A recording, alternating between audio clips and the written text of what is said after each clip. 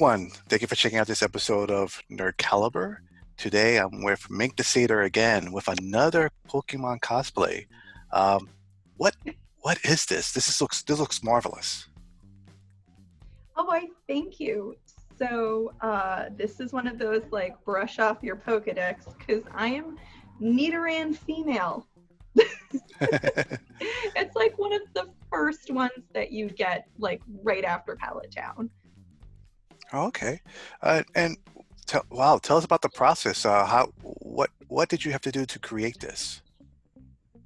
So the biggest and most important step was the designing phase, and I knew that on my quest to cosplay all of the Gen 1 Pokemon, I was going to have to do some Pokemon that like people don't cosplay as or don't make designs for, because Nidoran is literally, it's just like this little gremlin thingy, this is like tiny little monster thing with like horns and ears, and it's spotted, and that's all you have to work with.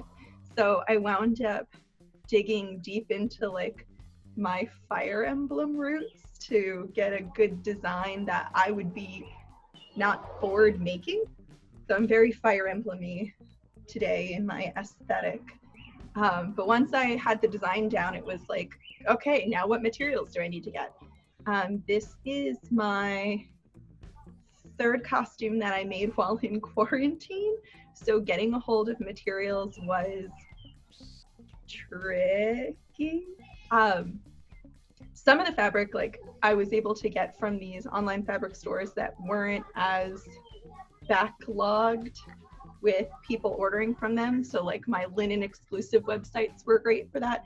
But like at the time, fabric.com was just slammed. So I had to plan like a month to 2 months in advance for the costume that I wanted to make, simply because I needed to wait that long for fabric to arrive, which is like too bad, so sad, but like that's planning for you, I guess.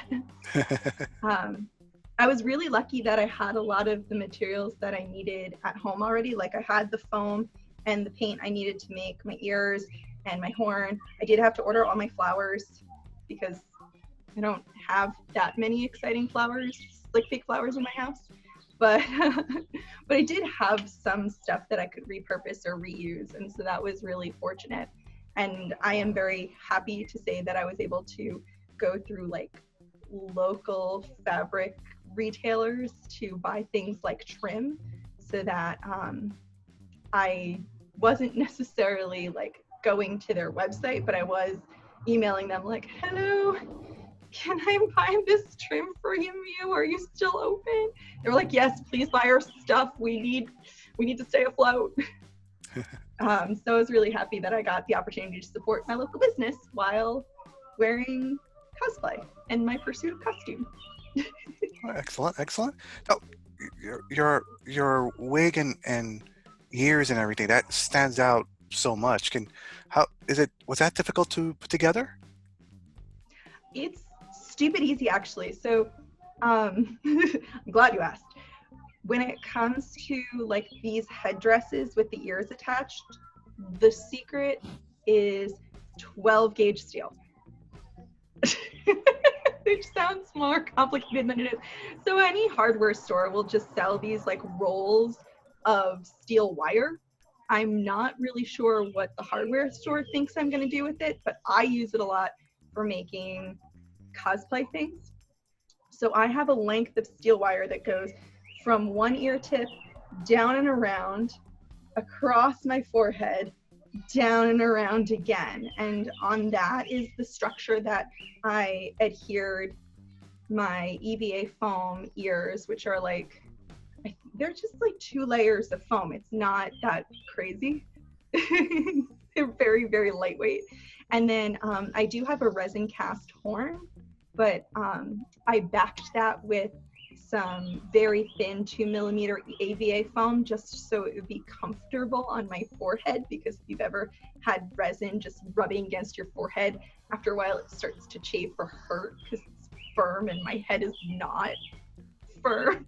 So the foam kind of cushions it, which I love. So yeah, I just kind of like stuck that on, and then For this headdress, I wound up using floral wire to create a lattice so that I could slot all of these flowers in. But like, I can tell you, like, hot glue and Jesus are what's holding this all together. Let's talk about the makeup a little bit. It blends really well with what your cosplay. Any Thank anything you. anything you want to share about the process behind it? So I'm a big fan of these spots because I may have mentioned that Nidoran female like has spots on her. So I was like, okay, I guess I need to have spots on me. And I don't want to like put spots on like my skirts because I think that's tacky. I will show you something in a bit that has a cool little throw, but in a minute. Um, so I wound up doing the spots on my face. I think they look kind of cute and give me this like youthful and playful look. I love me a two-tone lip. I've never not loved two-tone lip. I think it started back with Kim Possible, and then Asami from Legend of Korra, and ever since then, two-tone lips has been my favorite thing. And then I love doing kind of this like I call it my monster eye, even though it doesn't actually have anything to do with monster. I just kind of like draw out my lines for my eyeliner and darken the corners a lot more than usual. So it gives this kind of like mysterious look as opposed to like a baby doll eye. I know Okay. it sounds like a lot of like metacognition about makeup for a costume, but I'm like, I want this character that I'm representing to be a little bit more mysterious than youthful or playful. Hmm. Okay. And what can you tell us about the dress and any? Okay. So this is important because in this costume, unfortunately, there were some comments on Reddit that were like, this doesn't look like Nidoran female. And I was like, okay, let's see your Nidoran female. Come on.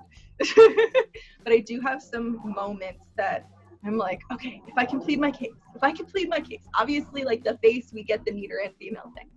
But so Nidorina, and by extension Nidorino, evolve into Nidoking and Nidoqueen via a moonstone.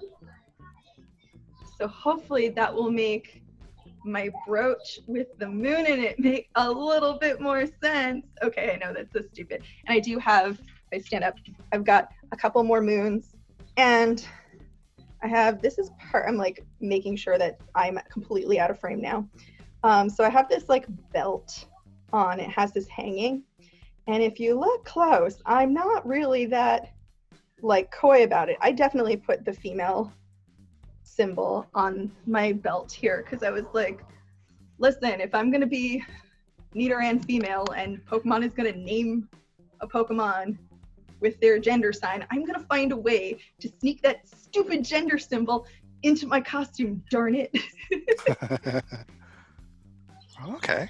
I know these are like stupid little moments, but my entire cosplay design and aesthetic is built around these stupid little moments that like for the most part no one will see or care about, but I know they're there, so I care about them. How much, speaking of materials, how much did this cosplay cost you, if I may ask? Oh, good question. This costume in particular, the majority of the cost was just fabric, but there is a lot of fabric in it. Like I know you can't see that I have like full circle skirts with ruffles and everything. Those are always fun. If you have a serger, ruffles are really fun. But I would probably estimate the fabric costs were probably between like 150 to 200, no more than 200 for the fabric materials, and then probably another 50 for the materials like the flowers I didn't have, or like the EVA foam. You know, when you stack all of it together, it was probably no more than 250. Okay. Okay.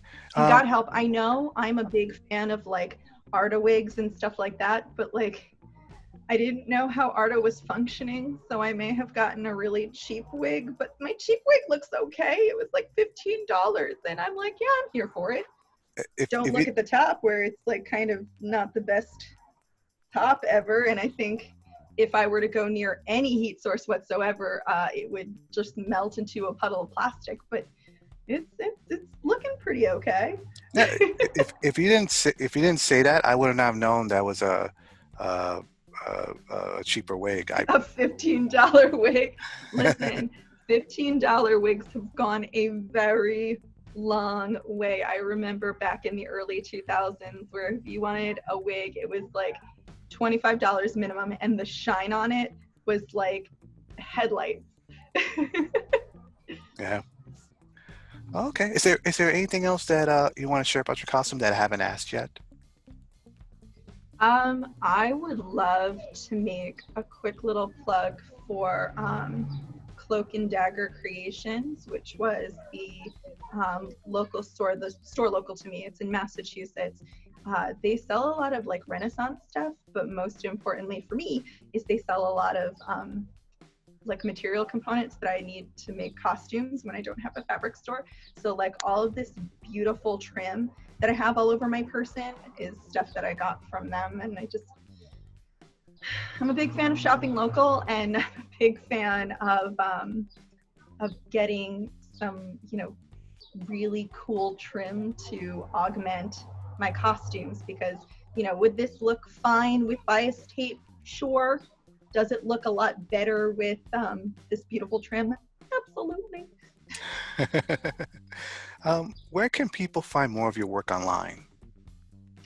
I am at Mink The Satyr on Facebook, on Instagram, on Twitter, Twitch, Patreon.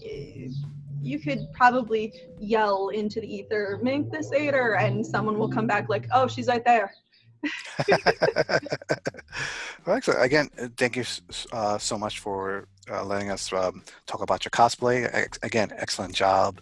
And I can't wait to see what the next one you're going to make. What is the next one again? It was you mentioned it before. It's called. Yeah, I have my set list for the summer. So right now I'm working on Dratini, and I hope to have it finished in the next couple of days. But after Dratini, I will be departing from Pokemon for like a hot minute so that I can make Azula from Avatar: The Last Airbender.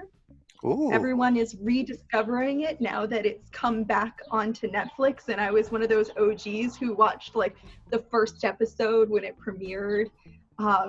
So this is kind of like, this is the project that I've wanted to do for so very long, and now I'm like sitting down and actually doing it.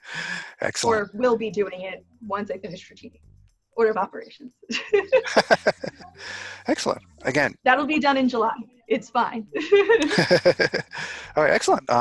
Again, thank you very much, and thank you, our viewers. Stay tuned for more exciting cosplay content.